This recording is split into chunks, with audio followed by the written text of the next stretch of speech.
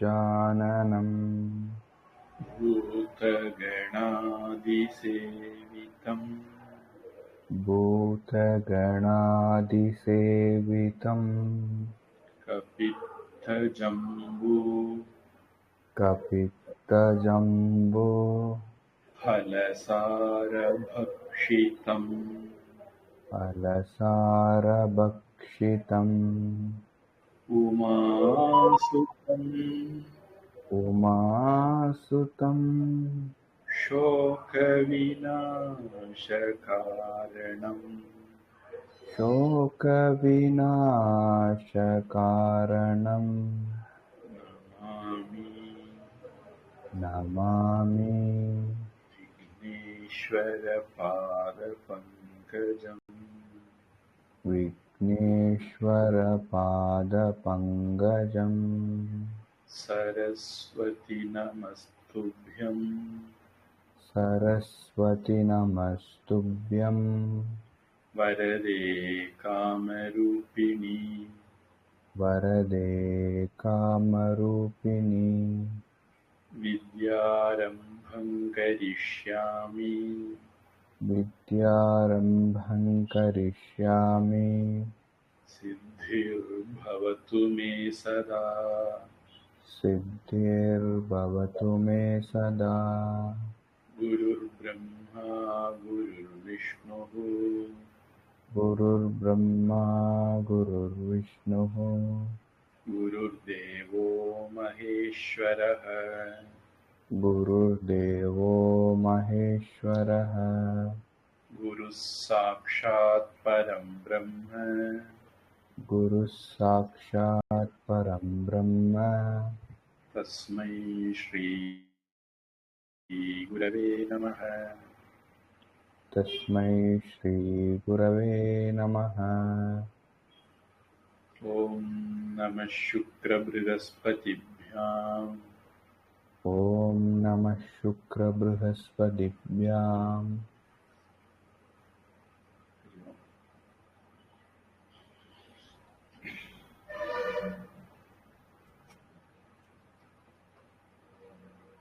ஒரு சுவாமி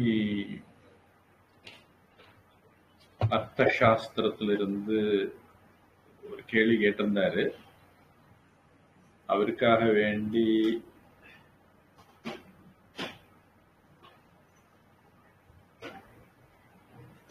படிக்கும்போது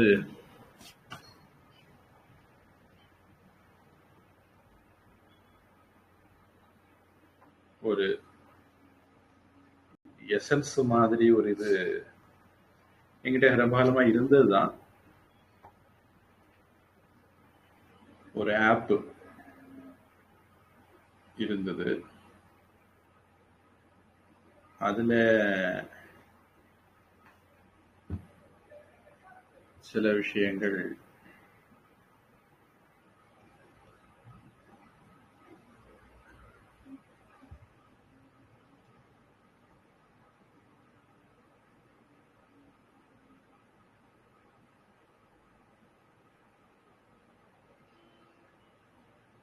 நாம இதுவரைக்கும் என்ன பார்த்திருக்கோங்கிறத ஒரு ரிவைன் பண்றது மாதிரி இருக்குங்கிறதுனால எந்த அடிப்படையில அதை அவங்க தோத்துருக்காங்கன்னு தெரியல. நம்முடைய வரிசைக்கும் அந்த வரிசைக்கும் பெருசா ஒத்து போகல.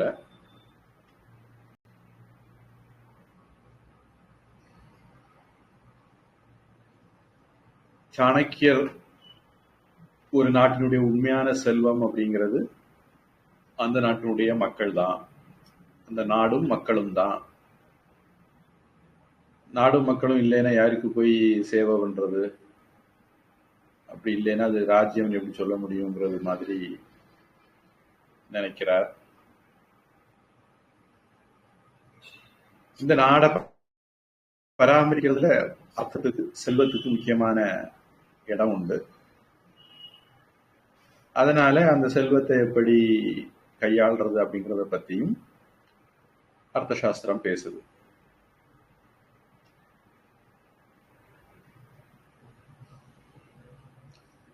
என்கிட்ட அந்த சாமி கேட்டது 6/1 பங்கு அரசனுக்கு 1/6 அப்படிங்கிற மாதிரி சாணக்கியர் எங்க சொல்றாரு அப்படின்னு.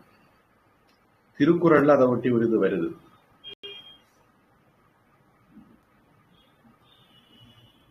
இல்லற வாழ்க்கை அதிகாரத்துல, இல்வாழ்க்கை அதிகாரத்துல தென்புலத்தார் தெய்வம் விருந்து ஒக்கல் தான் என்று ஐம்புலத்தாறு ஓம்பல் தலை அப்படின்னு. ஹர்ஷவர்தனர் 1/6 வரி வாங்கினார் அப்படிங்கிறது மாதிரி அவருடைய சரித்திரத்துல வருது. வேறையும் சில சரித்திரங்கள் அது மாதிரி வருது. அர்த்த சாஸ்திரத்துல அது எங்க வருதுன்னு கேட்டிருந்தாரு. அதை கண்டுபிடிக்கிறதுக்காக தேடும் போது அதை கண்டுபிடிக்க முடியலைன்னு கண்டுபிடிச்சாங்க.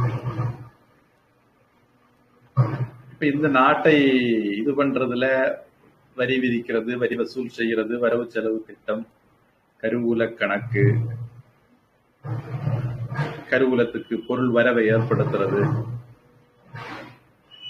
திறம்பட செலவு செய்யறதை பத்தி எல்லாம் இந்த புத்தகம் சொல்லுது. அப்புறம் சட்டத்தை அமல்படுத்துறது, குற்றம் கையாளுறது, ராணுவ பலம், அரசு அலுவலர்களுடைய அதிகாரம், கடமைகள், குடிமக்களுடைய பொறுப்பு, இதெல்லாம் பத்தி சொல்லுது. இதெல்லாம் நாம இன்னும் பார்க்கல, இதெல்லாம் சொல்லுதுன்னு சொல்றாங்க. இனி திருமணம்னு வரும்போது ஒரே குலத்தை சேர்ந்தவங்க, அது மனித குலம் இல்ல, நாடார் குலமா தேவர் குலமா அப்படிங்கிறது. ஆனால் ஒரே கோத்திரம் அல்லாதவங்க அப்படின்னு சொல்றாங்க. அவங்க திருமணம் பண்ணிக்கணும்னு அர்த்த சாஸ்திரம் சொல்லுது அப்படின்னு சொல்றாங்க.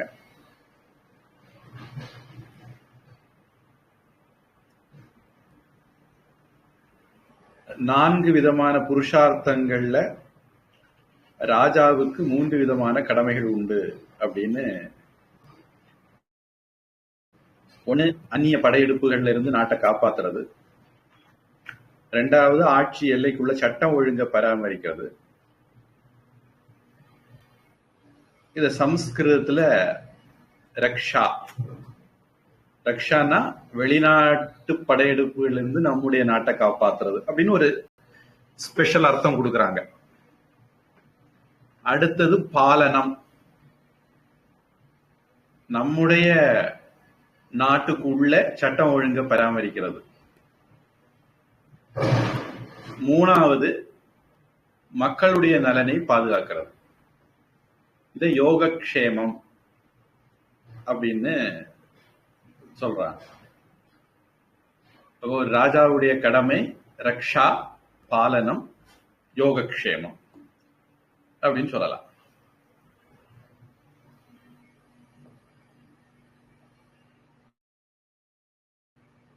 ஒரு ராஜா தன்னுடைய நாட்டினுடைய எல்லைய விரிவுபடுத்த வேண்டியதில்லை. ஜவஹர்லால் நேரு மாதிரி என்ன பஞ்சசீல கொள்கை எல்லாம் பேசிட்டு இருக்கலாம். ஆனா பக்கத்து நாட்டுக்காரனுக்கு அந்த ஆசை இருக்காதுன்னு எப்படி சொல்ல முடியும்? அதனால அவனை முந்திக்கிட்டு நாம போதுமான வலிமையோட இருக்கணும். தேவைப்பட்டா நம்முடைய நாட்டு எல்லையை விஸ்தரிக்கணும். இன்னைக்கு ராஜராஜ சோழன் இருந்திருந்தால், எந்த ராஜராஜ சோழன் ஆயிரக்கணக்கான கிலோமீட்டரை தாண்டி ஜாவா, சுமத்ரா, மலேசியா, சிங்கப்பூர் எல்லாம் போய் சோழ நாட்டு கொடிய பறக்க விட்டானோ, அந்த ராஜராஜ சோழன் இருந்திருந்தா இன்னைக்கு பாகிஸ்தான் இந்தியாவுக்கு கீழே வந்திருக்கும், ஆப்கானிஸ்தான் இந்தியாவுக்கு கீழே வந்திருக்கும். பாகிஸ்தான் இந்தியாவுக்கு கீழே வந்திருந்தாலே ஆப்கானிஸ்தான்ல இந்துக்களுக்கு எந்த பிரச்சனையும் வந்திருக்காது. அப்படி வந்திருந்தாலே பங்களாதேஷ்லயும் இந்துக்களுக்கு எந்த பிரச்சனையும் வந்திருக்காது. அதை தவற விட்டதுனால, இத்தனை வருஷமா 70 வருஷமா தவற விட்டதுனால, இன்னைக்கும் தவற விட்டுட்டு இருக்கனால, இந்து அரசாங்கங்களால தவற விடுறதுனால பிரச்சனைகள் வந்துட்டு இருக்கு. ராஜராஜ சோழன் தன்னுடைய நாட்டு குடிமக்களுக்கு ஒரு பிரச்சனை வருதுன்னு அந்த நாட்டு ராஜாட்ட சொல்லி பார்த்தா கேட்கலன்னு அந்த நாட்டையே போய் பிடிச்சிட்டான். இது ராஜராஜ சோழன். இன்னைக்கு இருக்கக்கூடிய ராஜாவை அப்படி நம்ம பெரும்பட முடியுமா? நம்ம யோசிச்சு பார்த்துக்கிட வேண்டியது. இந்தியாவுக்குள்ளேயே இந்துக்கள் தமிழ்நாடு மாதிரி இடங்கள்ல நிம்மதியா வாழ முடியல. கோவில்கள், கோவில் சிலைகள், யாரும் அல்லது இந்துக்கள் ஆதரவாளர்கள் அல்லது தேசபக்தர்கள், இந்து ஆதரவாளர்களை விடுங்க, தேசபக்தர்களை கூட பாதுகாப்பா இருக்க முடியல. இதுதான் இன்னைக்கு இருக்கக்கூடிய ஒன்றிய அரசினுடைய சாகசம். 4000 கோடி செலவழிப்பாங்க, மழை வெள்ளத்துல புதுசா வெள்ளப்பெருக்கு வரும், நிவாரண நிதியை கொண்டா அப்படின்னு கேட்பாங்க. வெக்கம் கேட்ட மத்திய அரசாங்கம் கொடுக்கும். ஏற்கனவே தந்ததுக்கு கணக்கை காட்டு, இல்ல ரிசைன் பண்ணிட்டு போ அப்படின்னு சொல்ல வக்கு கிடையாது. இவன் கொள்ளை அடிக்கிறதுக்குன்னே புதுசா நிவாரணத்துக்கு கேட்டுட்டு இருக்கான், எதுவும் பண்ணாம இருக்கான்னு நான் நினைக்கிறேன். புத்திசாலி. சரி, அதனால இன்னைக்கு நடக்கிற அரசு அர்த்த சாஸ்திரப்படி நடக்குதா அப்படிங்கிறது இந்த விஷயத்துல கேள்விக்குரிய. அதனால ஒரு ராஜா எந்த அளவு வலிமையா இருக்கணும்னா அவனுடைய மக்கள் உலகத்துல எங்க பாதிக்கப்பட்டாலும் போய் அவங்களை காப்பாற்றக்கூடிய இது இருக்கணும். ஒரு நூபுர் சர்மாவுக்காக வேண்டி வளைகுடா நாடுகளுக்கு கூட போய் கையை கால ஷூவை நக்குன, காலை நக்குன, பூட்ஸை நக்குன ஆட்கள் நம்முடைய அரசாங்கம். நூபுர் சர்மா அப்படி என்ன தப்பா சொல்லிட்டான்னு எனக்கு விளங்கல. இனி கௌட்டில்யருங்கிறத பத்தி இதுல குடில கோத்திரத்துல இருந்து வந்திருக்கலாம் அப்படின்னு ஒரு அபிப்பிராயம் சொல்றாங்க. அதனால கௌட்டில்யர் ஆனார்னு. குடிலன்னு ஒரு கோத்திரம் உண்டா அப்படின்னு நான் கேள்விப்பட்டதில்லை. சணக்கனுடைய மகன் அப்படிங்கறதுனால இவருக்கு சாணக்கியாங்கிற பேர் வந்திருக்கலாம் அப்படின்னு சொல்றாங்க. அது சரியா இருக்கும், அப்படிதான் பொதுவாக எல்லாரும் நம்புறாங்க. அடுத்தது இவருடைய இயற்பெயர் விஷ்ணுகுப்தர், அது நம்ம ஏற்கனவே சொல்லியிருக்கிறோம். இவரை பற்றி, இவர் கேரளாவை சேர்ந்த பிராமணர். பாக்குறதுக்கு கொஞ்சம் அவலட்சணமா இருப்பாரு. அவரு பாட்டலிபுத்திரத்துக்கு அநேகமா படிக்க போயிருக்கலாம். அந்த காலத்துல பாட்டலிபுத்திரம் படிக்க போகிற இடம். காஞ்சி, பாட்டலிபுத்திரம், தக்ஷசீலம், இதெல்லாம் காஷி, ஸ்ரீநகர், இதெல்லாம் சர்வ கலாசாலைகள், பல்கலைக்கழகங்கள் இருந்த இடம் அந்த காலத்துல. பாணினிக்கு சூத்திரத்துக்கு விளக்கம் எழுதுற பதஞ்சலி, அதாவது பாத்தஞ்சலம், பதஞ்சலி யோகசூத்திரம் எழுதியிருக்கார். இலக்கணத்துக்கு மகாபாஷ்யம் எழுதியிருக்கார். அந்த மகாபாஷ்யத்துல உதாரணம் சொல்லும் போது பாடலி புத்திரத்துக்கு படிக்க போனவன், இந்த மாதிரி வார்த்தைகள் எல்லாம் வருது. பொதுவா நமக்கு விவரம் தெரியாது அப்படின்னு பிராங்கா ஒத்துக்கிடறதுக்கு மனசு இல்லாததுனால இவர் கேரளாவை சேர்ந்தவராக இருக்கலாம், பாடலி புத்திரத்துக்கு படிக்க போயிருக்கலாம் அப்படின்னு கதை அளக்குறோம் அப்படிங்கிற ஞாபகம் வச்சுக்கணும். அப்ப இவரு நந்த வம்சம் அரசன் இருந்துட்டு இருந்தான். நந்த வம்சம்ங்கிறது அசோகருடைய ஆட்சி காலத்தினுடைய தொடர்ச்சின்னு நினைக்கிறேன். எனக்கு அது கொஞ்சம் ஒரு நிறைய வரலாறு படிச்சதுனால கொஞ்சம் கன்ஃபியூஸ் ஆகிருக்கிறேன். ரொம்ப காலமா வரலாறு தொடவும் இல்லை. அசோகருடைய வம்சத்துல வந்தவர் அப்படின்னு நினைக்கிறேன் இந்த நந்த வம்சம். அல்லது இவங்களுக்கு பிறகு அவங்க வந்திருப்பாங்க. அது முன்ன பின்ன எவ்வளவு எனக்கு ஒரு சின்ன கன்ஃபியூஷன் இருக்கு. சரி, எப்படியானாலும் இவரு நந்த அரசவையிலையும் இருந்தார் அப்படிங்கிறது ஒரு கதை. இன்னொன்னு, இவர் தக்ஷசீலத்துல பிறந்தாரு. இன்னைக்கு ஆப்கானிஸ்தான்ல பிறந்தார். அங்க உள்ள தக்ஷசீல பல்கலைக்கழகத்துல படிச்சார்.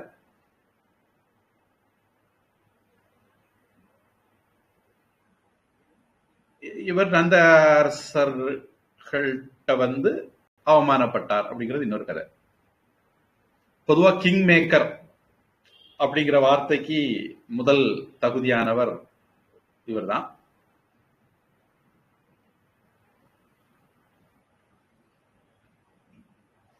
நந்த வம்சத்தை பத்தி என்ன சொல்றாங்க அப்படின்னா, அது கடைசியாக ஆண்ட அரசன் தனநந்தன். அதாவது சாணக்கியரோட உரசினவன். உண்மையிலே அவன் தனநந்தன் அரச குடும்பத்தை சேர்ந்தவன் இல்லை. அந்த நாட்டு அந்த இது கொஞ்சம் நம்ம ஜவஹர்லால் நேரு கதை மாதிரி போகுது, அதுக்கு நாம் பொறுப்பு இல்லை, கம்பெனி பொறுப்பேற்காது. ஜவஹர்லால் நேரு, முகமது அலி ஜின்னா, அப்புறம் நிராசாமியாரு, அந்த காஷ்மீர் ஃபருக் அப்துல்லாவுக்கு அப்பா உமர் உமர் அப்துல்லா பையன், ஃபருக் அப்துல்லா அப்பா ஷேக் அப்துல்லா. இந்த ஷேக் அப்துல்லா, ஜவஹர்லால் நேரு, ஜின்னா எல்லாம் ஒரே அப்பாவுடைய பிள்ளைகள்னும் முஸ்லீம்கள்னும் எல்லாம் கதைகள் உலவுது. அந்த மாதிரி ஒரு கிராஸ், கண்டம் கிராஸ் தான் இந்த காங்கிரஸ்ல, கண்டம் கிராஸ் தான் இந்த தனநந்தன் அப்படின்னு சொல்றாங்க. அந்த தனநந்தனுடைய அப்பா அந்த நாட்டு ராணியோட சேர்ந்து ஒரிஜினல் அரச வம்சத்து ராஜாவை கொன்னுகிட்டு தான் ராஜானார். அப்புறம் தன்னுடைய பதவிக்கு ஆபத்து வரக்கூடாதுங்கிறதுக்காக வேண்டி அரச உரிமை உள்ள மன்னருடைய, ஒரிஜினல் மன்னருடைய மற்ற வாரிசுகளையும் கொண்டுட்டு, கொஞ்சம் அவுரங்கசீப் மாதிரி பாலைவனத்துக்காரங்க புத்தி அப்படித்தானே இருக்கும். அதுக்கப்புறம் தனநந்த ஆட்சிக்கு வரார். அப்பாவுக்கு பிள்ளை வருது.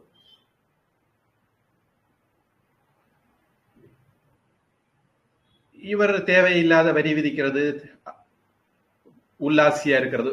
போப்புகள், ஆர்சி ரோமன் கத்தோலிக்கர்கள போப்புகள் வந்து ரொம்ப உல்லாசமா இருந்தாங்களாம். அந்த மார்ட்டின் லூதர் கிங் அவங்களுக்கு எதிராக கொடி பிடிச்சுக்கிட்டு உயிருக்கு பயந்து அமெரிக்கா தப்பி ஓடிட்டார்.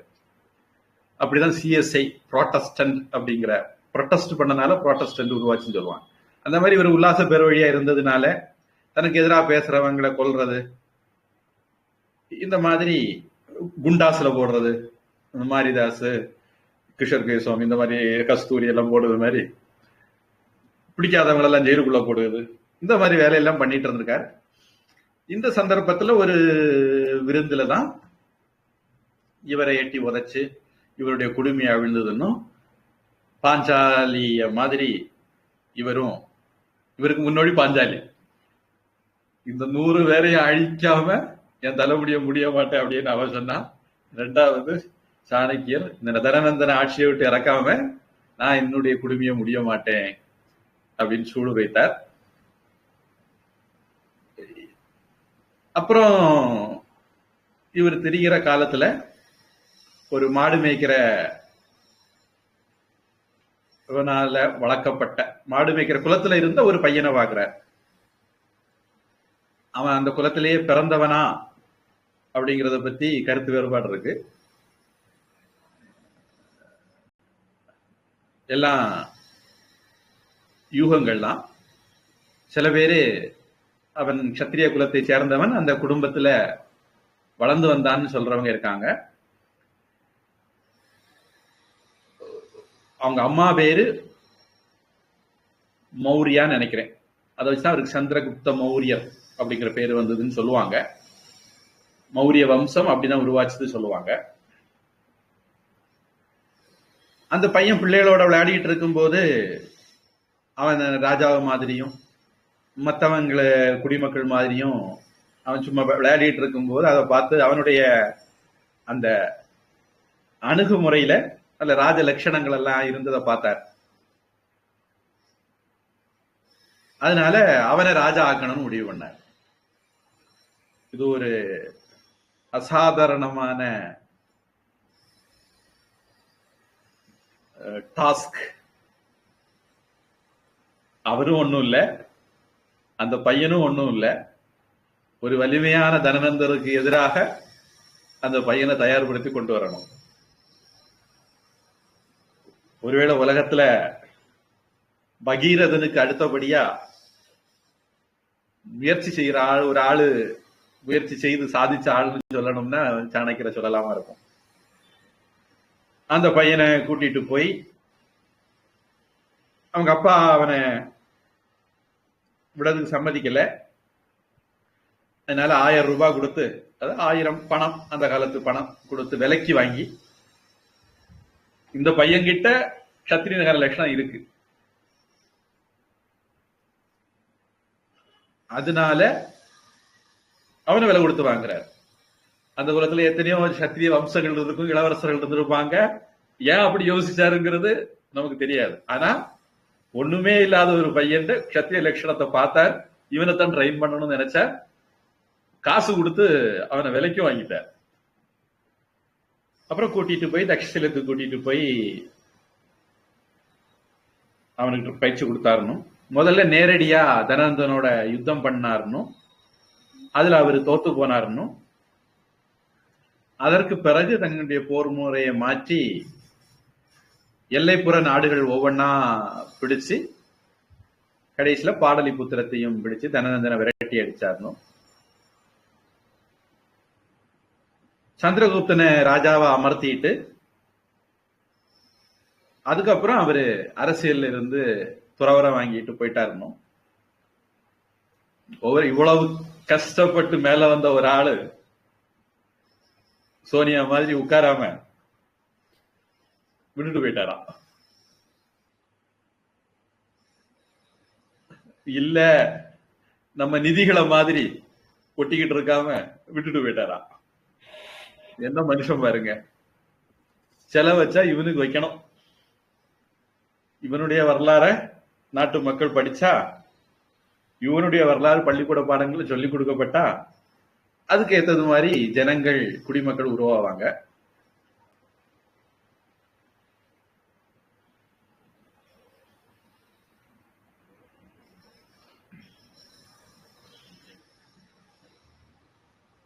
இதுல ஒருத்தர் சொன்னார்,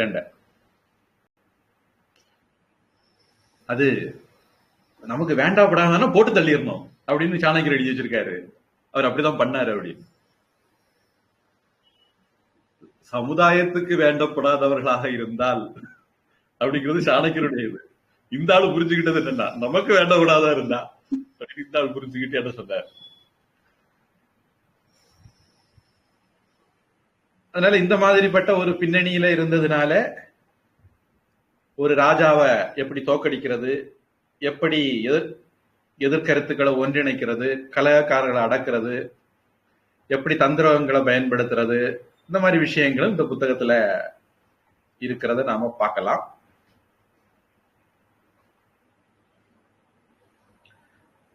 அப்புறம் இதுல முதல் அத்தியாயம் 2ஆம் அத்தியாயம் சொல்றாங்க. அதுக்கும் நம்ம இதுக்கும் சம்பந்தம் இல்லை. நான் சும்மா ஐடியாவை மட்டும் சொல்றேன். 4 குலங்கள், அதாவது வர்ணங்கள்.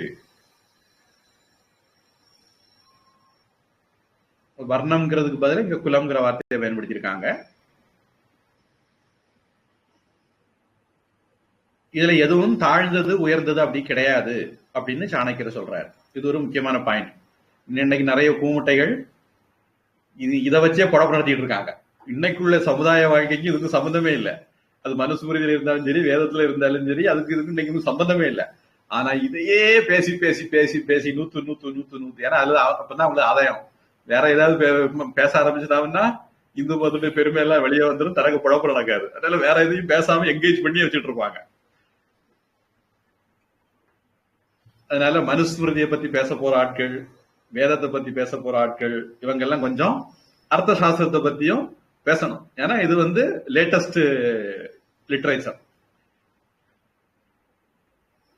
இதுல தாழ்ந்தது உயர்ந்தது கிடையாது அப்படின்னு சொல்லுது. அதே சமயத்துல ஒவ்வொரு குலத்துக்கும் சில பொறுப்புகளை இது கொடுக்குது.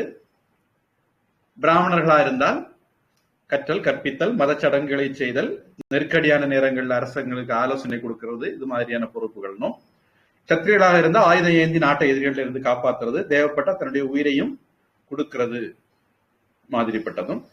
வைசியர்களாக இருந்தால் வாணியம் செய்கிறது, பொருள் சேர்க்கிறது, கால்நடை மேய்த்தல் மற்றும் சமூக பொருளாதார ரீதியாக முன்னேறுதல் அப்படிங்கிறதும். சூத்திரர்களாக இருந்தால் வேளாண்மை, கால்நடை மேய்த்தல், கைவினைஞர்கள், பாடுதல், நடித்தல், மேலும் பாடுதல், நடித்தல், இதெல்லாம் சூத்திரனுடைய வேலை.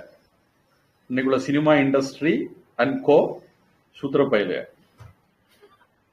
அதாவது நாட்டுக்கு பிரயோஜனப்படாத காரியம், ப்ரொடக்டிவ் அல்லாத காரியத்தை செய்யக்கூடியவங்க அப்படின்னு அர்த்தம். இதை வேற இடத்துலயும் நம்ம ஏற்கனவே பார்த்திருக்கிறோம். இவங்களெல்லாம் நாட்டுக்குள்ளே சேர்க்கக்கூடாதுன்னு அவரு சொன்னதை நம்ம படிச்சிருக்கோம். இந்த மாதிரி கலை தொழில்களை செய்யக்கூடியவங்க எல்லாம் சூத்திரர்கள் அப்படின்னு அர்த்தசாஸ்திரம் சொல்லுது. பிராமணர்கள் வெள்ளை நிற உடையையும், சத்திரர்கள் சிவப்பு நிற உடையையும், சத்திரர்கள் கம்யூனிஸ்டுக்காரனா இருப்பாங்க போல. வைசியர்கள் மஞ்சள் நிற உடையும், அவங்க எல்லாம் பாட்டாளி மக்கள் கட்சியா தெரியல. சூத்திரர்கள் கருப்பு நிற உடையும். இது தீக்கா கூட்டம். தீக்கா கூட்டம் சூத்திர பயிலே தான், சந்தேகமே இல்லை. அந்த நம்ம சூத்திரம் இல்ல, மட்டமான பயில இருக்கிற அர்த்தத்தை சொன்னேன். நம்ம சூத்திரர்கள் உயர்ந்தவங்க. ஏன்னா ரெண்டு படுத்தி அதுலயே பொழப்பு நடத்தணும் தெரியறவங்க, ரெண்டு குழுக்களுக்கு இடையில தாராரம் உண்டுக்கிறது, ரெண்டு ஜாதிக்கு இடையில தாராரம் உண்டு, ரெண்டு மொழிக்கு இடையில தாராரம் உண்டாக்குறது, இப்படியே திரியறானே. அதனால அப்படி சொன்னேன். அவங்க அவங்க அவங்க அவங்க குலாச்சாரத்தை கடைபிடிக்கணும் அப்படின்ட்டு. ஆனா இந்த விஷயம் நம்ம இது வரைக்கும் படிக்கலன்னு நினைக்கிறேன். இது நியாயமா இருக்கிறதுக்கும் வாய்ப்பில்லைன்னு நினைக்கிறேன். அவங்க வெள்ளை நிற உடையையும் சிவப்பு நிற உடையையும் எல்லாம் கலர் கலரா உடுக்கணும்னு அவனுக்கு ஆசை இருக்கும். அப்படி இருக்கும்போது இப்படி எல்லாம் உடுப்பாங்களான்னு தெரியல. இந்த புக் இதை சொல்லுது, நம்ம இனி வந்தா பாத்துக்குவோம். இனி பிரம்மச்சரியம், கிரகஸ்தம், வானப்பிரஸ்தம், சந்நியாசம்னு 4 விதமான வாழ்வு நிலைகள் உண்டு. பிரம்மச்சாரி சமய நூல்களை படிக்கிறது, சமய சடங்குகளை யாகம் செய்து புனித நீராடுறது, எவ்வித உடைமைகள் இன்றி வாழுது, தன்னையே ஆசிரியருக்கும் மற்ற குருமார்களுக்கும் அர்ப்பணிக்கிறது, சக மாணவருடைய விருப்பு வெறுப்பு இல்லாமல் பழகிறது. இதெல்லாம் அவருடைய கடமை. கிரகஸ்தன் தனக்குரிய தொழில் செய்து சம்பாதிக்கிறது, தன் குலத்தை சேர்ந்த வேற கோத்திரத்து பெண்ணை திருமணம் பண்றது, கடவுள் மட்டும் இல்லாம முன்னோர்கள் விருந்தினர்கள் எல்லாம் வணங்குறது, சொந்த விருப்பு வெறுப்புகளை தியாகம் செய்கிறது. இதெல்லாம். வானப்பிரஸ்தன் வெறும் தரையில உறங்குறது, புனித நீராடுறது, பிறரை சார்ந்தோ தான தர்மத்துல வாழாம காட்டுல இருந்து சேரித்த பொருட்களை கொண்டு வாழ்றது. அடுத்தது 4வதா துறவு, முற்றிலும் புலன்களை அடக்கிறது, அனைத்து உடைமைகளையும் துறக்கிறது, உலக பந்தங்களை துறக்கிறது, ஒரு இடத்துல தங்காம பல இடங்களுக்கும் போகிறது, உள்ள தூய்மையோடு இருக்கிறது, தெய்வத்தினுடைய தன்மையை தன்னை உணர்ந்து இருக்கிறது. இதெல்லாம் இப்படி எல்லாம அனைவருக்கும் பொதுவான கடமைகளாக அகிம்சை, உண்மை, தூய்மை, இரக்கம், சகிப்புத்தன்மை எல்லாம் இருக்கணும் அப்படின்னு சொல்லுது அப்படிங்கிறாங்க. இதெல்லாம் நம்ம படிக்கலையா, கன்ஃபியூஷன் தான் வந்தது படிக்கும்போது. ஒரு ஜிஸ்ட் மாதிரி எழுதியிருப்பாங்கன்னு நினைக்கிறேன்.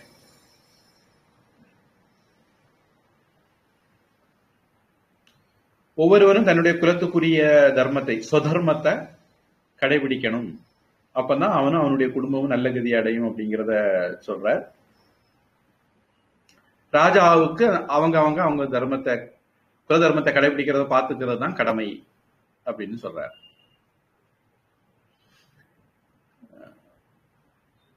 இனி ஒரு நாட்டினுடைய பொருளாதாரம்ங்கிற நாட்டுடைய வேளாண்மை, கால்நடை பராமரிக்கிறது, வாணிகம், இதெல்லாம் உள்ளடக்குனது.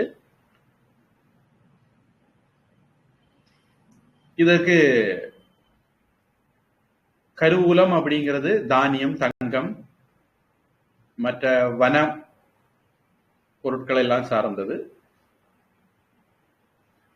ராஜாவுக்கு கருவூலம் ரொம்ப முக்கியம்.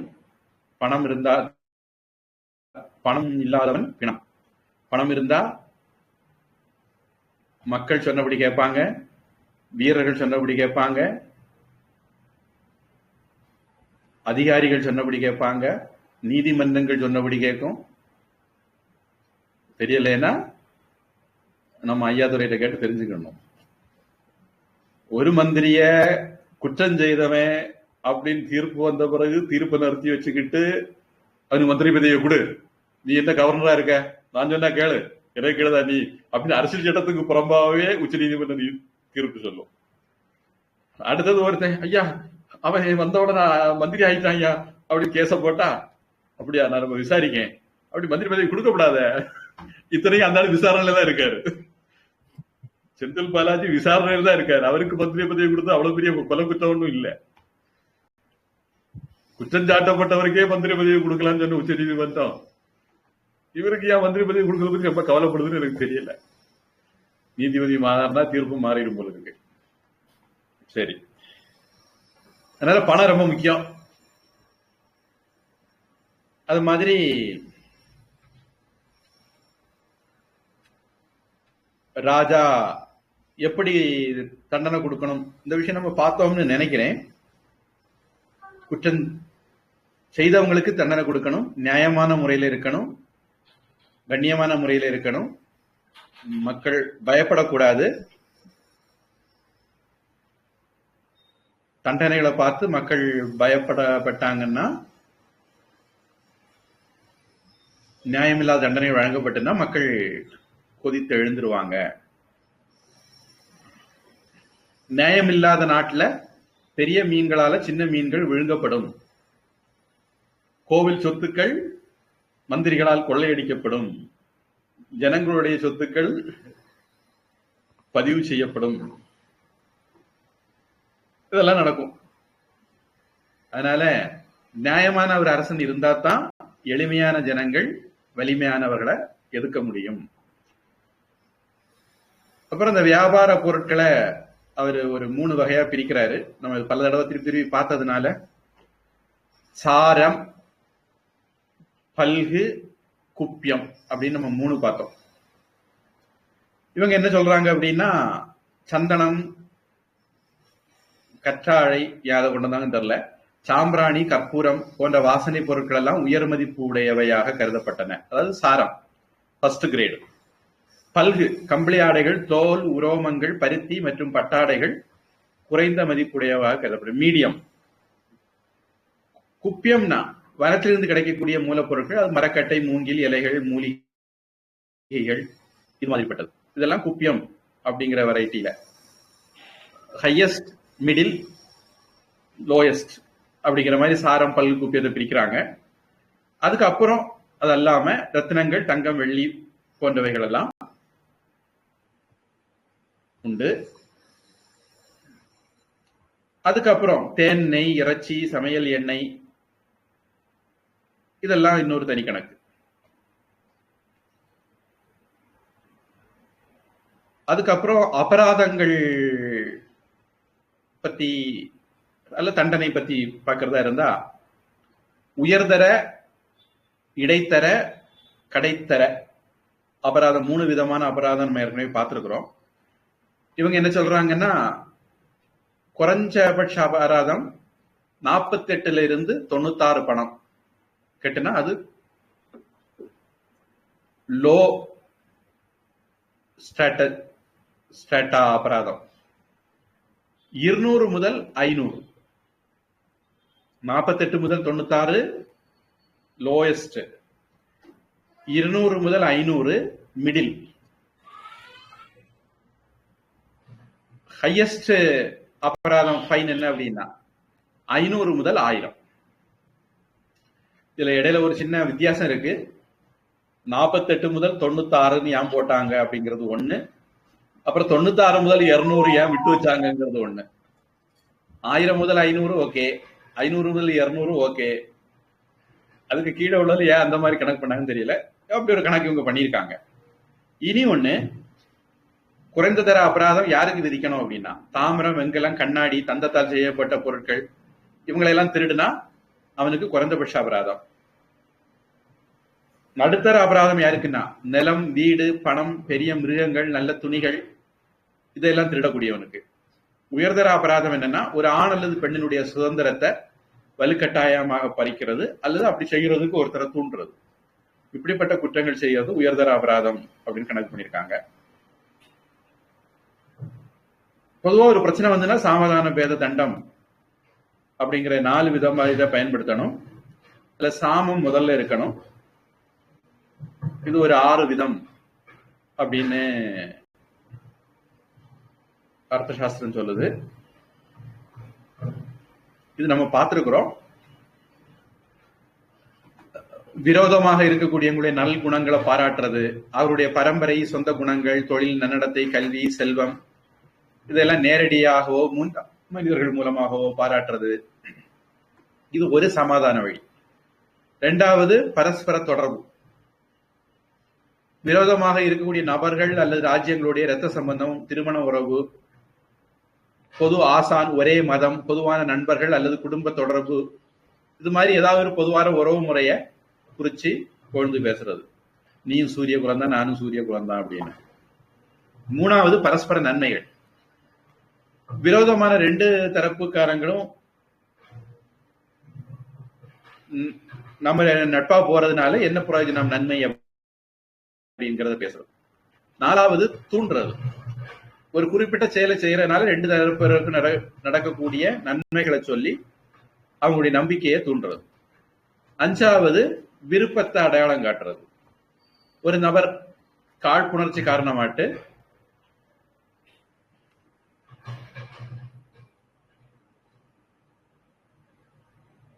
நம்மளை விட்டு விலகி போகும்போது அவன் எதிரியிட போய் சேர்ந்துடக்கூடாது.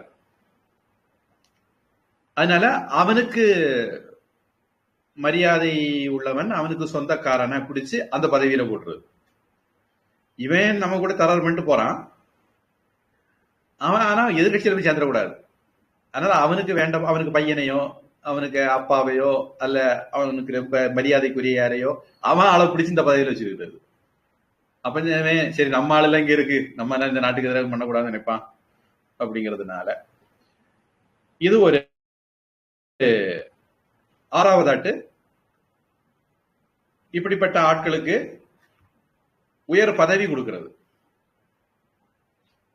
வட்டத்துல தப்பு பண்ணானா மாவட்டம் ஆக்குறது, மாவட்டத்துல தப்பு பண்ணா மாநிலம் ஆக்குறது, மாநிலத்தை தலைவனா அகில உலக தலைவர் ஆக்குறது. அப்படி ஒரு ஆள் தமிழ்நாட்டுல இருந்தாரு.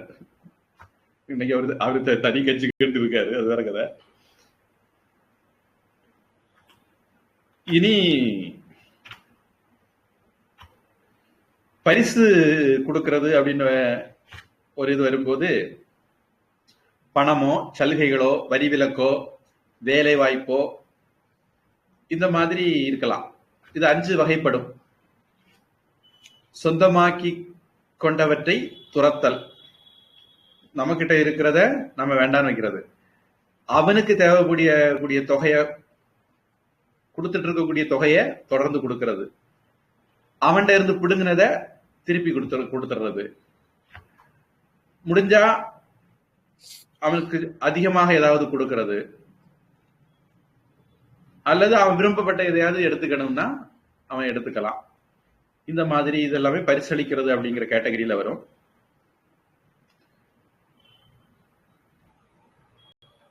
சரி, இப்படி எல்லாம் ஒருத்தரை சமாதானம் பண்ண முடியலைன்னா நம்முடைய எதிரிகளுக்கு இடையில சண்டையை உண்டு பண்றது, இது பேதம்னு சொல்லுவாங்க.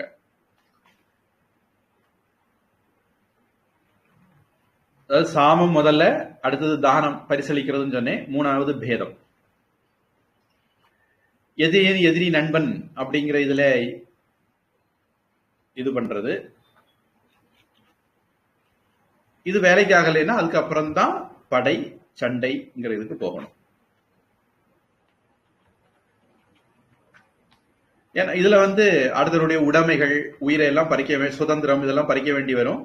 அதனால இதை வேற வழி இல்லாட்டா மட்டும்தான் பயன்படுத்தணும்.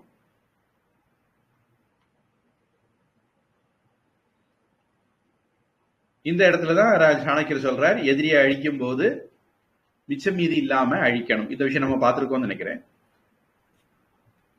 நெருப்பு, நோய், பகை இதெல்லாம் மிச்சம் மீதி இல்லாம அழிச்சிடணும் அப்படிங்கிறது பொதுவா ஒரு சுபாஷிதம். இதுல சூழ்நிலையை பொறுத்து நாளையுமோ நாளை கலந்தோ ஒன்னையோ பயன்படுத்திக்கிட வேண்டியது. இது நாம ஏற்கனவே பார்த்துட்டோம். இதுல எதிரிகளிடையே கருத்து வேறுபாட்டை உண்டாக்குறதுங்கிறது ரெண்டு முனையிலும் கூர்மையான வாழ் மாதிரி,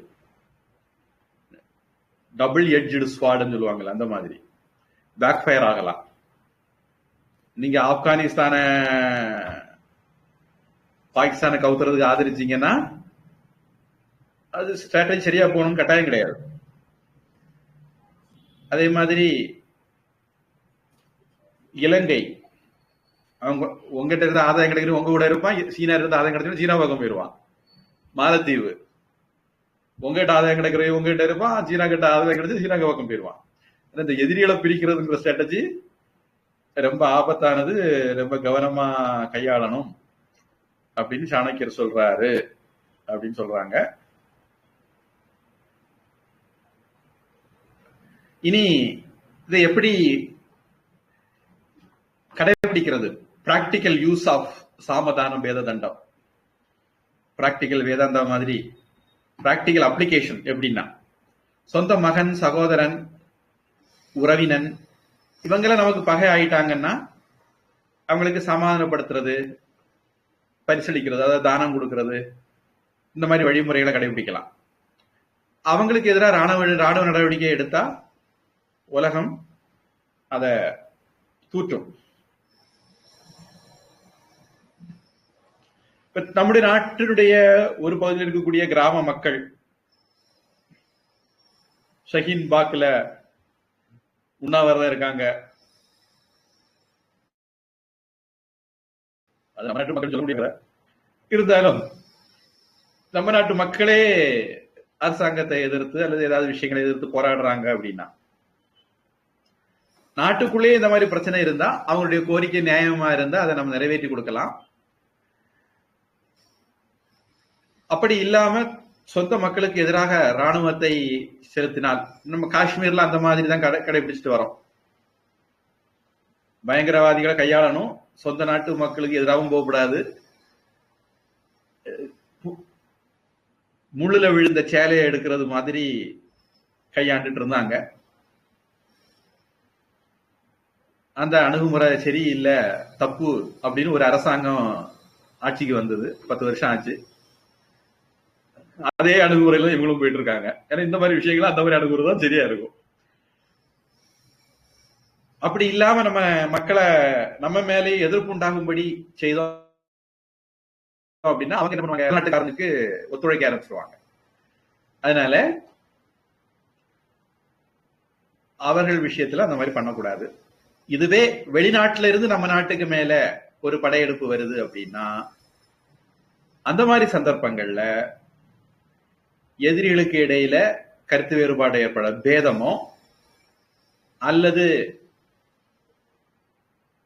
அவர்களுக்கு ஆட்களை பணம் கொடுத்து சரி கட்டியோ தானமோ இது எதுவும் சரிப்படலை அப்படின்னா இவங்க கிட்ட சமாதானத்துக்கு முயற்சி பண்ணணும்னு அவசியம் இல்லை. பண்ணலாம், தப்பு இல்லை. ஆனா அதுக்கு முன்னுரிமை கொடுக்க வேண்டியது இல்லை. தானம், பேதம் தானம் இதெல்லாம் நடக்கலைன்னா ராணுவத்தினுடைய முழு பலனையும் அந்த அரசன் மேல பிரயோகிக்கலாம் அப்படின்னு இதை எப்படி கையாள்றது அப்படின்ட்டு சொல்றேன்.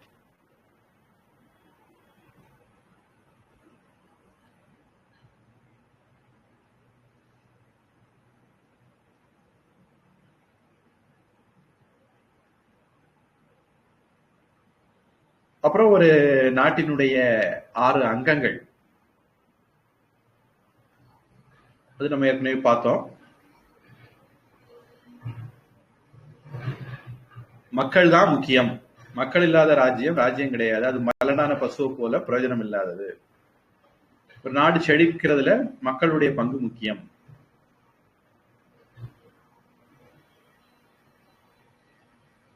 ஒரு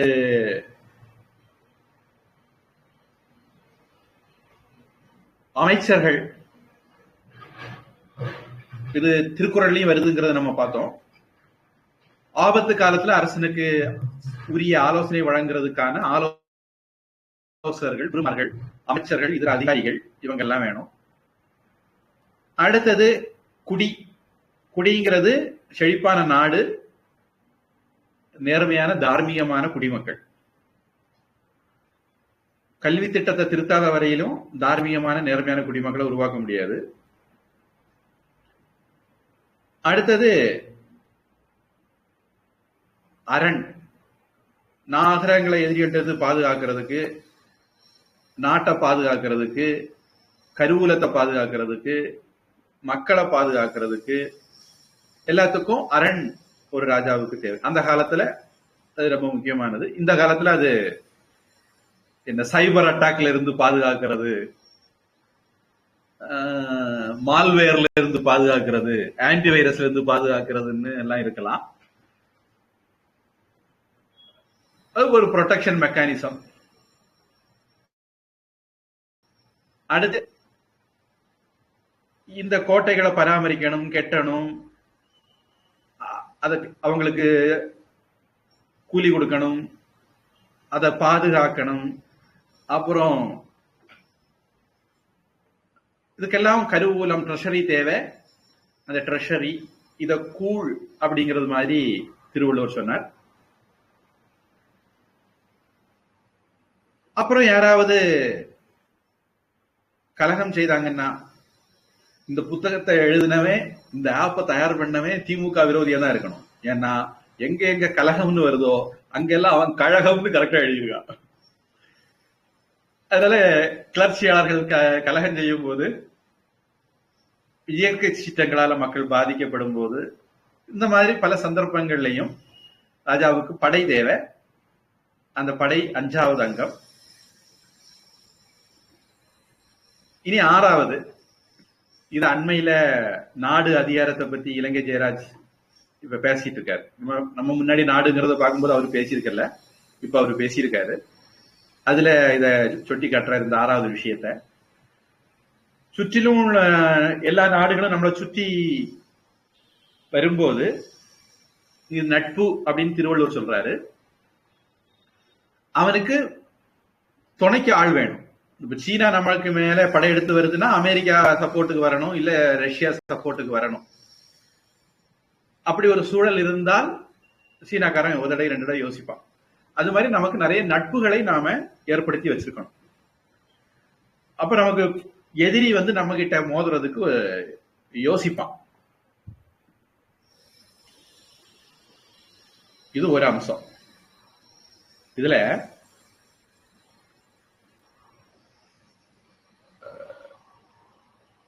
திருவள்ளுவர் சொல்றாரு, எனக்கு அந்த குறள் மறந்து போச்சு, சொல்றாரு.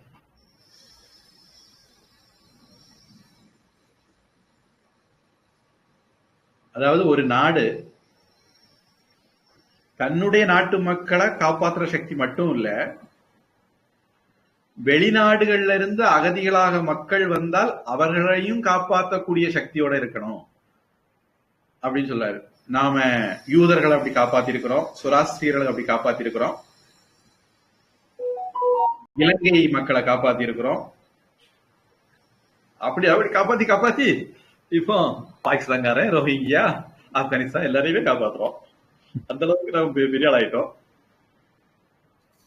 வளர்த்த கடை மார்புல பாயுதுன்னு சொல்லுவாங்க, பாம்புக்கு பால் வாக்குறதுவாங்க. அந்த வேலை வரைக்கும் செய்யக்கூடிய அளவுக்கு வந்துட்டோம்.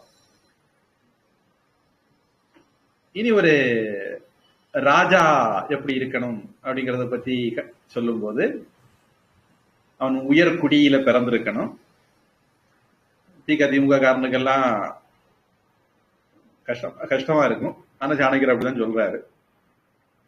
அறிவு, ஆற்றல், பெரியவர்களுடைய சேர்க்கை, உண்மை, நேர்மை, உற்சாகம், ஒழுக்கம், சத்தியம் தவறாமை, நன்றி உணர்வு, தாமதமாய் செயல்படாமை, அண்டை நாட்டு அரசர்களை காட்டிலும் ஆற்றலுடன் விளங்குதல், இந்த மாதிரி பண்புகள் எல்லாம் இருக்கணும். கொள்ளையடிக்கிறதுல இதெல்லாம் எங்ககிட்ட இருக்கு, வேற எதுவும் என்கிட்ட எதிர்பார்க்க கூடாது.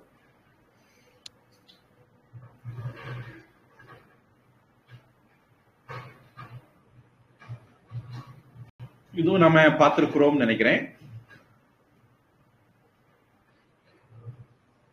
அவனுக்கு இருக்கக்கூடாத குணம் என்ன அப்படின்னா, கோபம் இருக்கக்கூடாது, பேச்சுல இனிமை இருக்கணும், மக்கள் எளிதில் சந்திக்கிறது மாதிரி இருக்கணும், பேராசை, வீண் பிடிவாதம், சலன புத்தி, புறங்கூறல், பெரியவர்கள் சொல்றத கேட்காம இருக்கிறது, இந்த மாதிரி குணங்கள் எல்லாம் அவனுக்கு இருக்கக்கூடாது. யதா ராஜா ததா பிரஜா. ராஜா எப்படி இருக்கிறானோ அப்படி ஜனங்கள் இருப்பாங்க. ராஜா நல்லவனா இருந்தா ஜனங்களும் நல்லவனாக இருப்பாங்க. ஒரு புத்திசாலி அரசனா இருந்தால் சுய கட்டுப்பாடோட தன்னுடைய இந்திரியங்களை ஜெயிச்சவனா இருக்கணும். அறிஞர்கள் மூலமாக அறிவை வளர்த்துக்கிட்டே இருக்கணும். ஒற்றர்கள் மூலமாக கண்காணிக்கிறதுல விழிப்போட இருக்கணும். நாம் அதை பார்த்தோம்னு நினைக்கிறேன். இந்திரன் அவனுடைய 1000 கண் கொண்டு, அதாவது 1000 ஒற்றர்கள் மூலமாக பார்க்கறான். அவனுக்கு சகஸ்ராக்ஷன், 1000 கண் உள்ளவன் இந்திரன் நம்ம சொல்றோம் அப்படின்னு. 4வது, மக்களுடைய பாதுகாப்பு நலனை காப்பாத்துறதுல துடிப்போட இருக்கணும். சினிமா பார்த்துக்கிட்டு சினிமாவுக்கு விமர்சனம் சொல்லிட்டு இருக்க கூடாது. சூப்பரா எடுத்திருக்காங்க, நல்லா எடுத்திருக்காங்க, அங்க மக்கள் தண்ணியில கிடந்து மிதந்து கிடக்காங்க, இங்க சினிமாவை பார்த்துக்கிட்டு அதுக்கு மார்க் போட்டுட்டு இருக்க கூடாது. அப்புறம் மக்கள் தன்னுடைய கடமைகளை சரிவர செய்யறாங்க. அனைத்து துறைகளை பற்றியும் கத்துக்கிட்டு தன்னுடைய ஒழுக்கத்தையும் காப்பாத்திக்கணும்.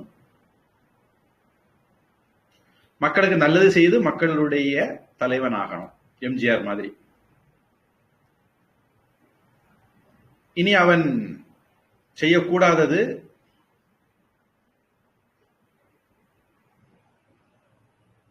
மாற்றான் மனைவியிட்ட இருந்து விலகி இருக்கணும், மற்றவருடைய சொத்துக்களை கவரக்கூடாது, எல்லா உயிரிட்டையும் அஹிம்சையை கடைபிடிக்கணும், கெட்டவருடைய தொடர்பு கெட்ட செயல்களை கைவிடணும், ஆடம்பரம், ஊதாரித்தனம், சிற்றின்பம், சலன புத்தி இதெல்லாம் தவிர்க்கணும். இப்படியெல்லாம் இருந்தால்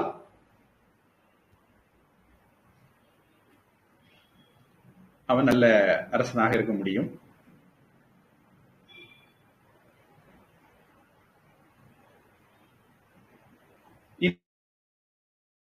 நீ மக்களுக்கு என்ன இருக்கணும்னு சொன்னோம், மக்களுடைய குறையை கேட்டு அதை தீர்க்கிறவனா இருக்கணும், மக்களே நேரடியா வந்து அவனை குறை சொல்லக்கூடிய அளவுல அவன் இருக்கணும். அப்படி வரும்போது எந்த வரிசையில அவனை சந்திக்கணும், இதுவும் நம்ம ஏற்கனவே பார்த்திருக்கிறோம். பெரியவர்கள், துறவி, சமய மாறுபாடு உடையவர்கள், வேதங்களை கற்ற அந்தணர்கள், பசு, புனித இடங்கள், சிறியவர்கள், முதியவர்கள், நோய்வாய்ப்பட்டவர்கள், உடல் ஊனமற்றவர்கள், நிராதரவானவர்கள் மற்றும் பெண்கள், இவங்க எல்லாம் முன்னுரிமை கொடுக்கணும். பெண்களுக்கு முன்னுரிமை கொடுக்கணும்னு அர்த்த சாஸ்திரத்துல சொல்லி இருக்கு. இந்து மதம் பெண்களுக்கு உரிமை கொடுக்கல அப்படின்ட்டு சொல்லக்கூடியவர்கள் இதை கவனிக்கவும். அடுத்தது,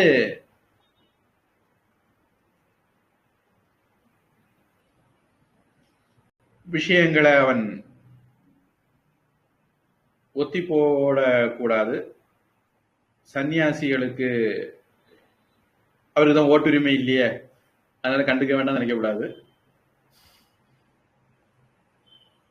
முக்கியமா அவர்களை பெரியவர்களோட சேர்ந்து போய் அவன் கவனிக்கணும் அப்படின்னு நம்ம பார்த்தோம்.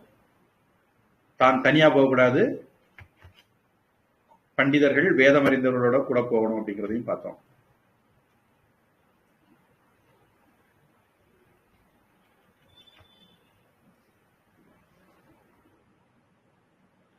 இனி இவருடைய அமைச்சர்கள், ஆலோசகர்கள், குருமார்கள், மற்ற அதிகாரிகள், இவங்கெல்லாம் எப்படி இருக்கணும், இந்த விஷயம் நம்ம பார்த்தோம்.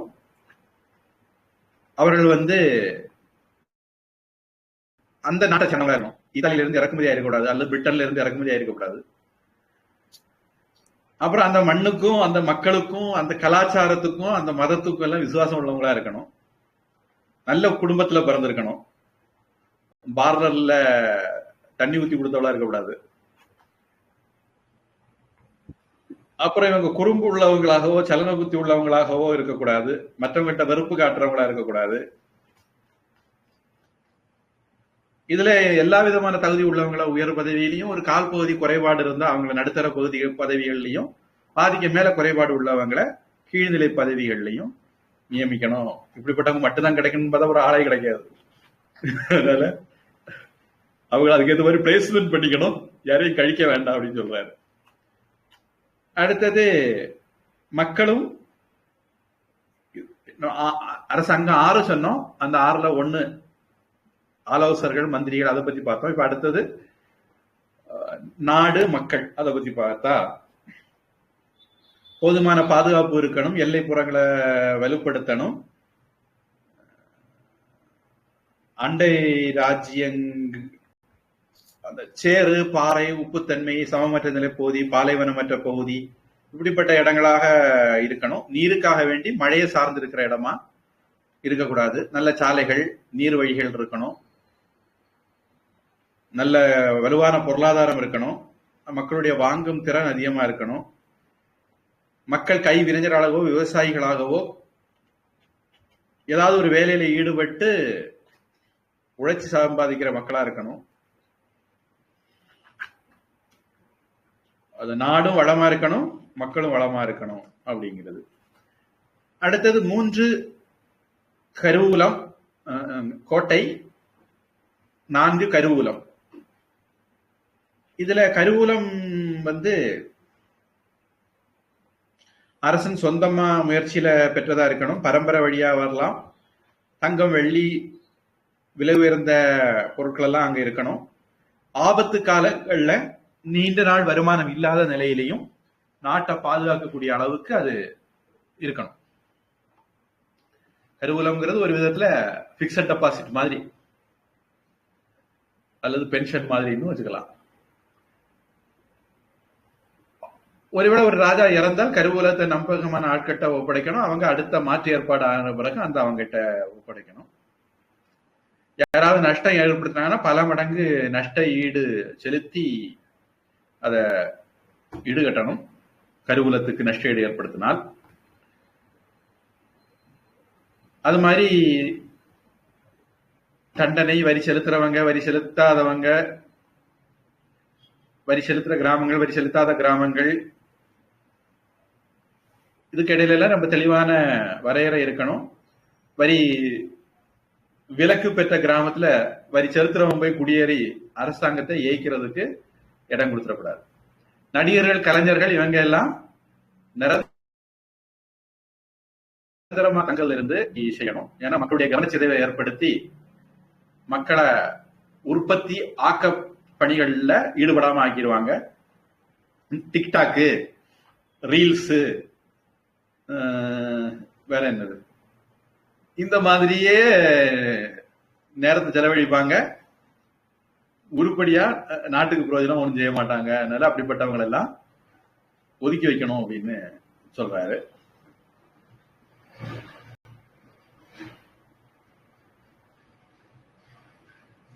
நீ கருவூலத்துல விலை உயர்ந்த பொருட்களை சேமிக்கிறது மட்டும், மற்ற பொருட்களை சேமிக்கிறதுக்கு தானிய கிடங்குகள் இருக்கும், பாசறைகள் இருக்கும். நம்ம பார்த்தோம், ஆயுதங்களை சேமிக்கிறதுக்கு தனி ஏற்பாடு, உணவு தானியங்களை சேமிக்கிறதுக்கு தனி ஏற்பாடு அப்படின்னு எல்லாம் பார்த்தோம்.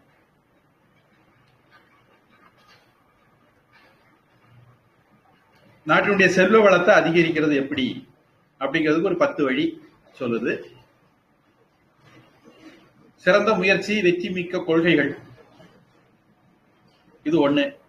அரசு அலுவலர்கள் மீதான கட்டுப்பாட்டை நிலைநிறுத்துறது, வேளாண்மை உற்பத்தியை பெருக்கிறது. இது எந்த அளவுக்கு சரி தப்புன்னு தெரியாது. அண்மையில ஆனந்த் ரங்கநாதன் சொன்னார், தலை சிறந்த நாடுகள் எல்லாம் 4 முதல் 5% மக்கள் தான் விவசாயத்துல ஈடுபடுறாங்க. இந்தியாவில 70% மக்கள் விவசாயத்துல ஈடுபடுறாங்க. ஒரு நாட்டுல 4 முதல் 5% மக்கள் விவசாயத்துல ஈடுபட்டாலே அந்த நாட்டுக்கு தேவையான உற்பத்தியை பண்ணிட முடியும் அப்படிங்கிற மாதிரி சொன்னாரு. எந்த அளவுக்கு சரின்னு தெரியாது.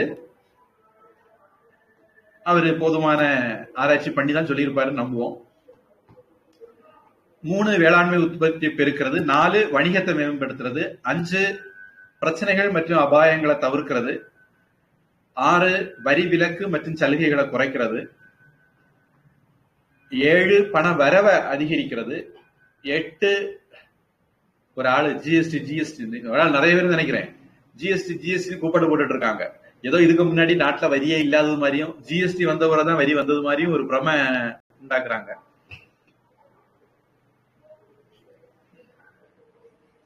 அரசாங்க உடைமைகளை தவறாக பயன்படுத்துவதன் மீது கடுமையாக நடவடிக்கை எடுத்தல். இந்த வக்ஃப் போர்டு மாதிரி தாஜ்மஹால் எனக்கு தான், உயர் நீதிமன்றம் எனக்கு தான் அப்படின்னு கிளம்பி வரக்கூடிய கூட்டத்துல எல்லாம் கவனமா இருக்கணும். அரசாங்க ஊழியர்கள் பொய் கணக்கு எழுதாத வகையில் அவர்களை கண்காணித்து அவர்கள் எழுதக்கூடிய கணக்குகளை ஆய்வு செய்தல். இதை பத்தி நம்ம கொஞ்சம் விரிவாக பார்த்தோம். இவங்க ஒரு வரியில அதை போட்டாங்க. அப்புறம் எந்தவித கவனச்சிதைவும் ஏற்படாமல் மக்கள் தங்களுடைய வேலைகளை முழுமையாக ஈடுபடுத்துதல், அதன் மூலமாக பணம், வணிக பொருட்கள், தானியங்கள், வேலையாட்களின் வரவு இவைகளை கருவூலத்தில் அதிகரித்தல். அதாவது சினிமா பார்த்து டிக்டாக் ரெக்கார்டு பண்ணி ரீல்ஸ் ரெக்கார்டு பண்ணி இப்படி எல்லாம் பொழுத கொல்லுறவங்களை ஆக்கப்பூர்வமான விஷயங்களை ஈடுபட வைக்கிறது மூலமெல்லாம் கருவூலத்தினுடைய ஒரு நாட்டினுடைய செல்வ வளத்தை அதிகரிக்கலாம் அப்படின்னு சொல்றாரு.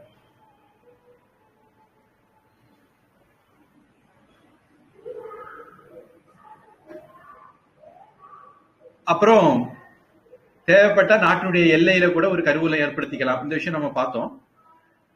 தூக்கு தண்டனைக்கு கைதிகளை வச்சு அதை ஏற்படுத்தணும். அப்புறம் கெட்டி முடிச்ச பிறகு அவங்களுக்கு தண்டனை நிறைவேற்றலாம். அப்ப அந்த கருவூலத்தை பற்றி விஷயங்கள் ரகசியமா இருக்கும். அடுத்தது கோட்டை. கோட்டை கருவூலத்தை பத்திரம் வைக்க பயன்படும், மக்களை பத்திரம் வைக்க பயன்படும், ராணுவம் பாதுகாப்பா இருக்க பயன்படும். பழைய காலத்து கோட்டையை சொல்றேன். எதிரி படைகளை வெளியே தக்க வச்சுக்கலாம். இந்த மாதிரி பல விதத்துல அது பலன் இருக்கு. ஒரு ராஜா தன்னுடைய கஜானாவை இழந்துட்டாரு, கருவூலத்தை இழந்துட்டாரு அப்படின்னா எல்லாத்தையும் இழந்தது மாதிரி. அப்புறம் யாரு வேணாலும் விலைக்கு வாங்கி சண்டையினுடைய போக்கையே, நாட்டினுடைய போக்கையே மாத்திடுவாங்க.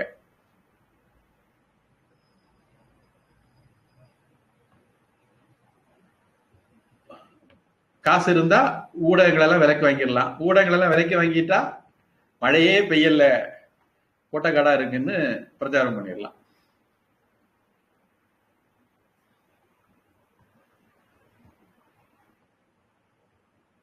நாட்டு மக்களுக்கு வேலைக்கு உள்ள கூலி கொடுக்க முடியல, ராணுவ வீரர்களுக்கு சம்பளம் கொடுக்க முடியல,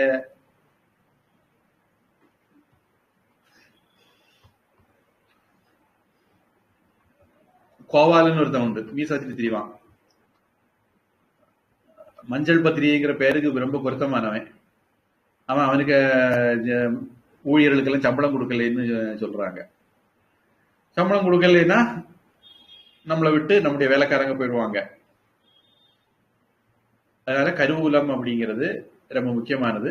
அடுத்தது 5, 6வது அங்கங்கள். ரொம்ப விசுவாசமான வீரர்களை படையில சேர்க்கணும். அவங்க அப்பா தாத்தா பரம்பரையா நாட்டுக்கு விசுவாசமா இருந்திருக்காங்களா, நல்ல வலுவானவர்களா இருக்காங்களா, ரொம்ப தூரம் படையெடுத்து போகணும்னாலும் சரி, சண்டையே போட்டுட்டு இருக்காலும் அதுக்கெல்லாம் உற்சாகமா இருக்கிறாங்களா, அப்படிங்கிற விஷயங்களை மனசுல வச்சுக்கிட்டு படையை உருவாக்கணும். கூட்டணிங்கிறது பக்கத்துல இருந்தாலும் சரி, தூரத்துல இருந்தாலும் சரி, நமக்கு தேவையான நேரத்துல நமக்கு ஒத்தாசை பண்றவங்க மற்ற நாட்டு அரசர்கள்.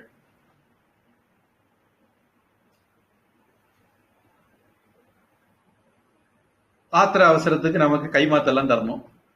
பணமாவோ படையாகவோ நிலமாகவோ எப்படி உதவி பண்ண முடியும் அப்படி உதவி பண்ணக்கூடியவங்களை கூட்டணி நட்பு அப்படின்னு சொல்லலாம். இதுல ஒரு விஷயம் என் கவனத்துல இருக்கணும். உங்ககிட்ட வலுவான ராணுவம் இருக்குது, நீங்க வலுவா இருந்தீங்கன்னா கூட்டணி தொடரும்.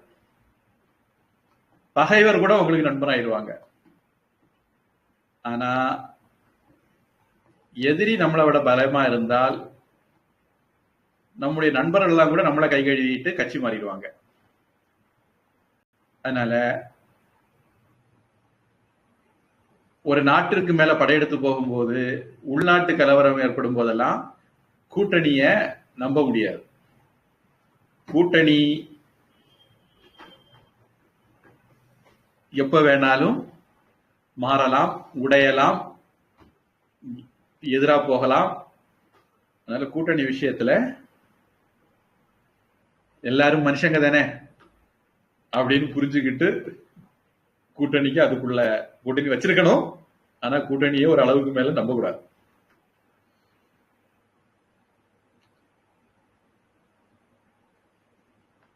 கூட்டணியை வலுவா வச்சுக்கிடணும்னு நினைச்சா அந்த நாட்டோட நம்ம திருமண உறவுகளை ஏற்படுத்திக்கணும். அந்த மாதிரி விஷயங்கள் பண்ணும்போது மருமகன் இது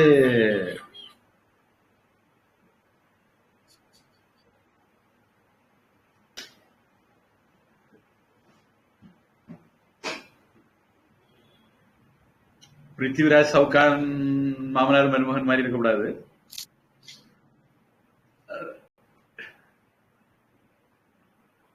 அதனால உறவா இருந்தா கூட இப்படிப்பட்ட சிக்கல்களும் வரும்.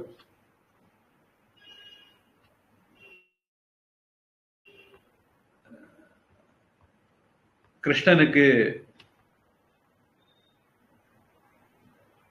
கம்சன் ஒரு மாமன், சிசுபாலன் ஒரு சகோதரன் என்ன வரும், தந்த பக்தரன் ஒரு சகோதரன் என்ன வரும், எல்லாம் உறவினர்கள் தான். எல்லாத்தையும் அந்த சில விளம்பரங்கள் போடும்போது ஒரு சின்ன புடிசா ஒரு ஸ்டார் போட்டுக்குவாங்க, நிபந்தனைகளுக்கு உட்பட்டது. அது மாதிரி இந்த மாதிரி விஷயங்கள் எல்லாம் எப்பவுமே நிபந்தனைகளுக்கு உட்பட்டதாட்டு புரிஞ்சுக்கணும்.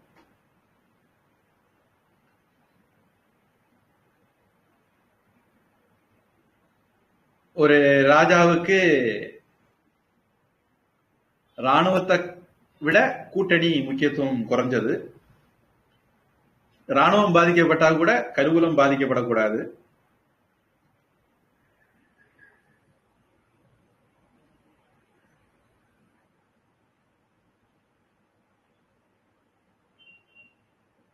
இனி வேறையும் ஒரு நாட்டுக்கு அபாயங்கள் ஏற்படலாம், மக்களால ஏற்படக்கூடியது. இது நம்ம ஆத்தியாத்மிகம், ஆதி பௌத்திகம், ஆதி தெய்வீகம் இந்த மாதிரி பார்த்தோம்னு நினைக்கிறேன். மக்களால் ஏற்படக்கூடியது, இயற்கை சீற்றங்களால் ஏற்படக்கூடியது, விலங்குகளால் ஏற்படக்கூடியது, தீய சக்திகளால் ஏற்படக்கூடியது.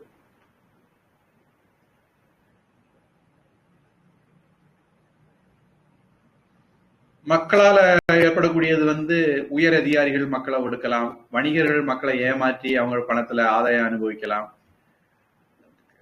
திருட்டு பட்டா போட்டு மக்கள் பணத்தை எடுக்கலாம், வழிப்பறிகள், கொள்ளைக்காரர்கள், ஆதிவாசிகள் மக்களை அச்சுறுத்தலாம், கொலைகாரர்கள், கொள்ளைக்காரர்கள், ரவுடிகள் அட்டூழியம் வரலாம்.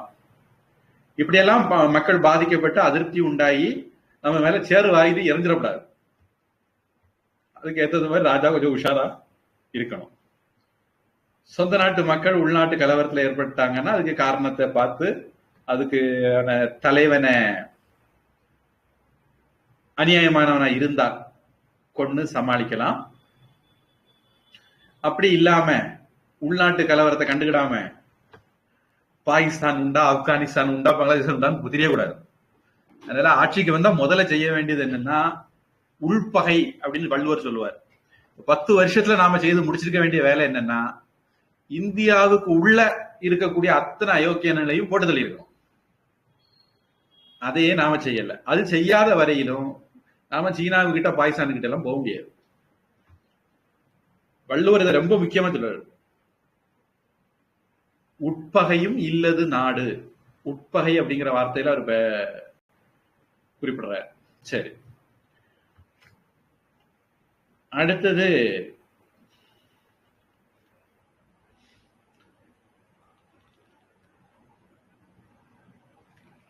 ராஜா வேற நாட்டுக்கு மேல படையெடுக்கிறது, வேட்டைக்கு போறது, இந்த மாதிரி உள்நாட்டு பகையை தீக்காம வேற டைவர்ஷன் காரியங்களை ஏற்படக்கூடாதுன்னு சொல்றாரு. இனி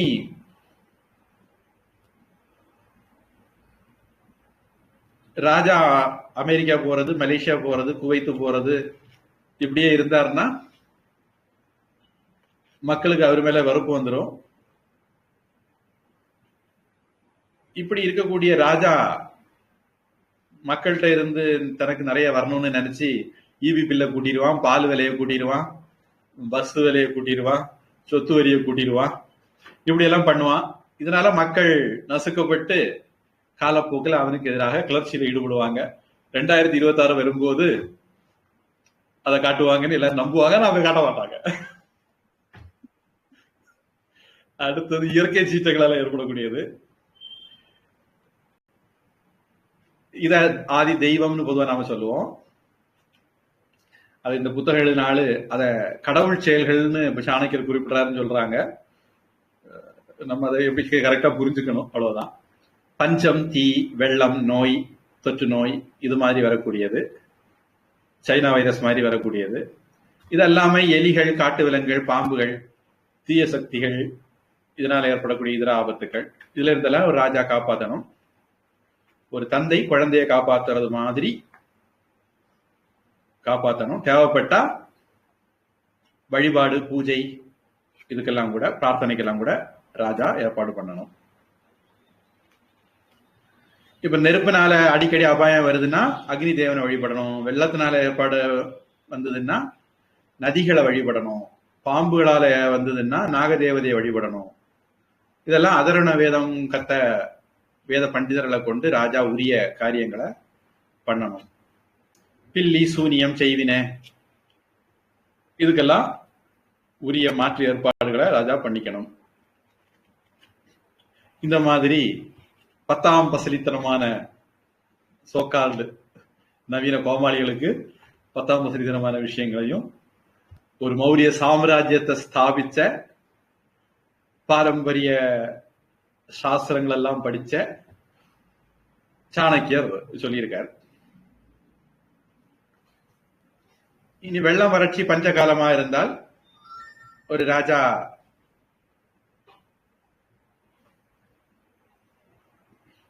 கவனமா இருக்கணும். ஏன்னா மழை காலத்துல விட வறட்சி பஞ்சம் தான் அதிக பிரச்சனைக்குரியது. ஏன்னா வறட்சி பஞ்சம் மக்களுடைய உயிரை குடிச்சிரும். மழை வந்ததுன்னா மேடான பகுதிக்கு போங்க, உணவு பட்டல் எல்லாம் கொடுத்து எடுத்து சமாளிக்கலாம். பஞ்சத்துல இருந்தா இப்படி எல்லாம் சமாளிக்க முடியாது. ராஜாவுடைய கஜனாவும் காலியாகும், வருமானம் வராது, காலியாகும். அதனால வெள்ளத்தை விட பஞ்சம், வறட்சி தான் முக்கிய பிரச்சனை அப்படிங்கிற மாதிரி சாணக்கியர் நினைக்கிறாரு. அப்ப என்ன பண்ணணும் அப்படிங்கிறார். அரசாங்க கடைகள்ல இருந்து விதைகள், உணவுப் பொருட்கள் மக்களுக்கு சலுகை விலையில கொடுக்கறது, வேலைக்கு உணவு அளிக்கிறது, கோட்டை கட்டுறது, விவசாயம் அதுக்கெல்லாம் கூலி கொடுக்கறது. 6000 ரூபாயா ரேஷன் அரிசி ஃப்ரீயா கொடுக்காங்க சென்ட்ரல் கவர்மெண்ட். சென்ட்ரல் கவர்மெண்ட் கொடுக்காங்கன்னு தமிழ்நாட்டு மக்களுக்கு தெரியாது. விவசாயிகளுக்கு 6000 ரூபாய் கொடுக்காங்க, சென்ட்ரல் கவர்மெண்ட் கொடுக்காங்கன்னு தெரியாது. இங்க நம்ம ஸ்டிக்கர் ஒட்டிட்டு இருக்காங்கல்ல. இந்த மாதிரி செய்யணும். கொரோனா சமயத்துல அது தொடங்கினாங்க. அதுக்கப்புறம் அரசாங்க கிடங்குகள் இருக்கக்கூடிய உணவை பகிர்ந்து அளிக்கணும். நட்புக்கரை நீட்டக்கூடிய ராஜாக்களுடைய உதவிகளை நாடலாம். பாதிக்கப்பட்ட மக்களை பாதிக்கப்படாத இன்னொரு இடத்துக்கு இடம் மாத்தலாம். மற்றொரு நாட்டிற்கு குடிபெயர்ற ஊக்குவிக்கலாம். இந்த ஒரு விஷயத்த சமாதான மதங்கள் கரெக்டா பண்ணுது. அகதிகளா போறேன்னு ஒவ்வொரு நாட்டுக்கு போய் பிடிச்சிட்டு இருக்காரு. அவங்க நாட்டுக்கு மட்டும் போக மாட்டான். எங்க சரியா லா இருக்கோ அங்க போக மாட்டான். எங்க மதச்சார்பற்ற நாடு இருக்கோ அல்லது கிறிஸ்தவ நாடு இருக்கோ அங்க தேடி போவான். இந்து நாடு இல்ல, அதெல்லாம் இந்து நாட்டுக்கு போவான்னு சொல்லல. அடுத்தது, மக்கள் எல்லாரையும் அபரிதமான அறுவடை அல்லது ஆறு, ஏரிகள், தண்ணீர் வசதி உள்ள இடங்களுக்கு குடிபெயர வைக்கலாம். வறட்சி நீடிக்கக்கூடிய காலத்துல மீன் பிடித்தல், மானு, மிருகங்கள், பறவைகள் போன்றவற்றை வேட்டையாடுதல், இந்த மாதிரி வேற தொழில்களை செய்யறதுக்கு சொல்லலாம். அப்புறம் எலிகள், வெட்டுக்கிளிகள் மாதிரி பயிரை அழிக்கக்கூடிய பிரச்சனைகள் வந்ததுன்னா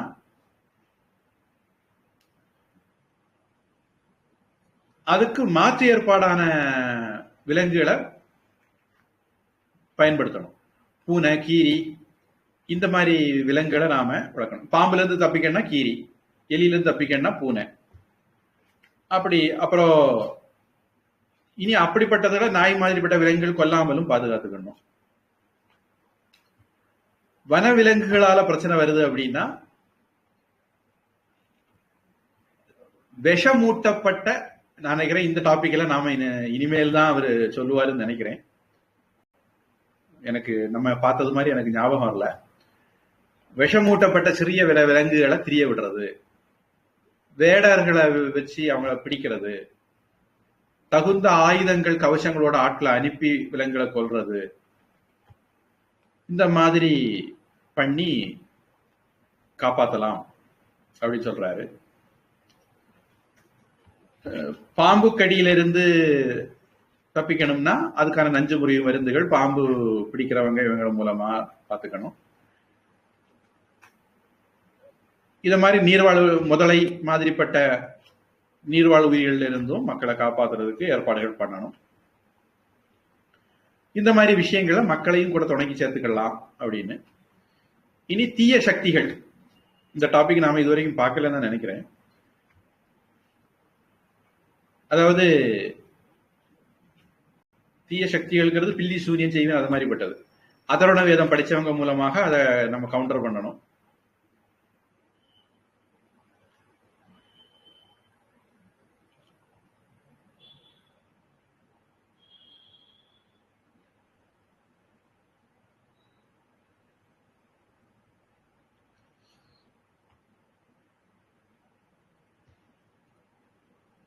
இந்த ஒரு இடத்துல டாபிக் முடிப்போம்.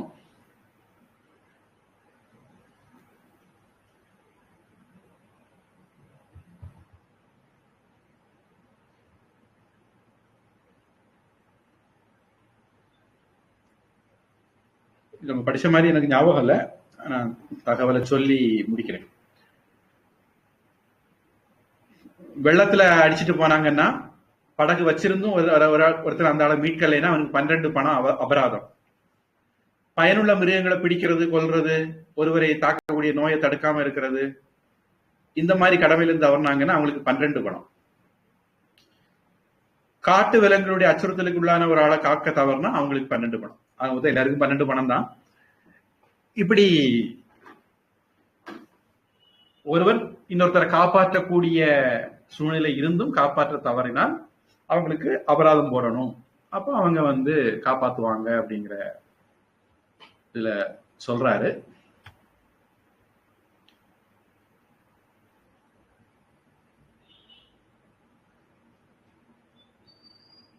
இது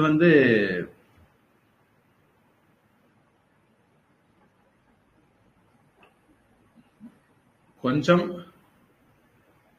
நாம பார்த்ததனுடைய ஒரு எசன்ஸ் மாதிரி இருக்கும் நினைக்கிறேன். இந்த இதுல ஒரு 4 அத்தியாயம் நம்ம பார்த்திருக்கிறோம். அடுத்த விஷயங்களும் நாம பார்த்திருக்கிறோம்.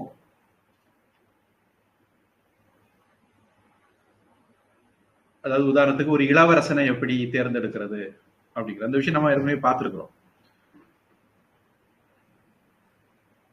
அந்த விஷயங்களை நம்ம அடுத்த வகுப்புல பார்ப்போம். நாம இவ்வளவு விஷயம் பார்த்திருக்கோமா அப்படின்னு இதை பார்த்த போது எனக்கு தோணிச்சது. நம்ம என்ன சிறுதுளி பெருவெள்ள மாதிரி கொஞ்சம் கொஞ்சம் கொஞ்சம் கொஞ்சமா பார்த்து பார்த்து பார்த்து பார்த்து நிறைய விஷயங்களை கவர் பண்ணியிருக்கிறோம். இன்னும் கவர் பண்றதுக்கும் விஷயம் இருக்கு. ஆனா இதுல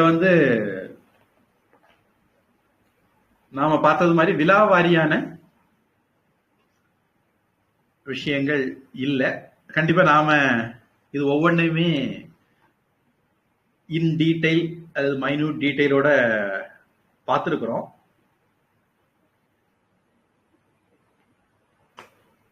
இதுல போன வகுப்புல அகர்பத்தி சம்பந்தமா பார்த்துட்டு இருந்தோம்.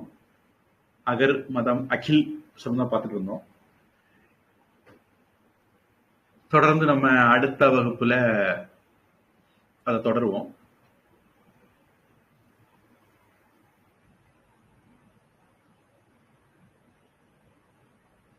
இந்த மாதிரி ஏதாவது உரிய ஒரு நேரம் வரும்போது ஒரு ஜிஸ்ட் பார்த்தா நல்லா இருக்குன்னு பட்டுதுன்னா இடையிடையே அந்த ஜிஸ்டும் பார்த்துக்குவோம்.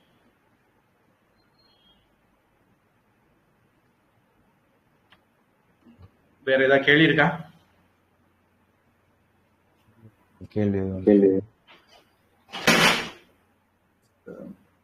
பிரார்த்தனை.